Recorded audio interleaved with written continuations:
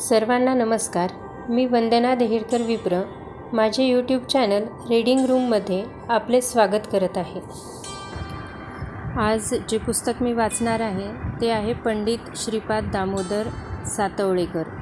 याचे लेखक आहेत श्री रामचंद्रहास जोशी. पंडित श्रीपाद दामोदर सातवळेकर. सह्याद्रीच्या दक्षिणेचे टोक माधवगिरीच्या बाजूने वाहणारी हिरण्यकेशी ओलांडून पठाराच्या पायथ्याने दक्षिणेकडे जाणारा रस्ता.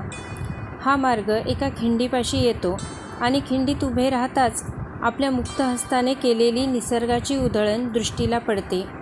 हाच फोंडा घाट.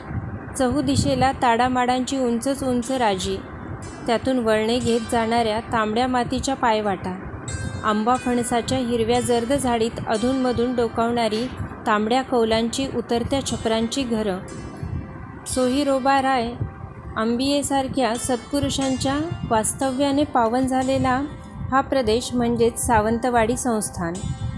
गावापासून 1.5 मैल चालल्यावर लागते ते कोलगाव.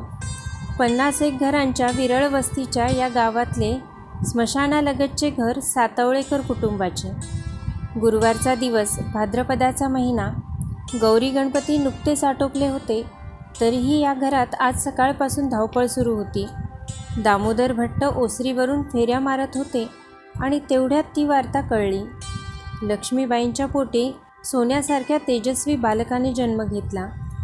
ओसरीवरून ते ज्या प्रकारे चक्रा मारित होते त्यावरूनच त्यांच्या मनाची घालमेल स्पष्टपणे जाणवून येत होती. कलेश्वर आणि सांतेरी या ग्रामदेवतांपेक्षा दामोदर भट्ट व लक्ष्मीबाईंना आराध्य दैवत होते नरसोबा वाडीच्या दत्ताचे. या 6व्या मुलाच्या जन्मापूर्वीच दत्ताला नवस बोलून झाला, यावेळी तरी मूल जगू दे, त्याची मुंज तुझ्या पादुकांजवळ करीन. आपल्या या नवसाचा विसर पडू नये म्हणून 12व्या दिवशी सोनवाचे नामकरण झाले. श्रीपाद.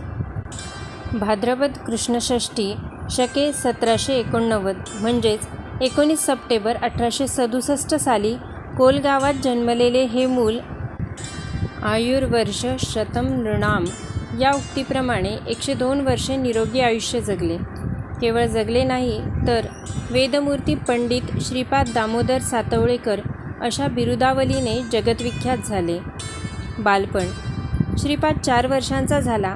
आता तो धूळपाटीवर धुळाक्षरे गिरवू लागला होता. सातवळेकरांचे घराणे वैदिक.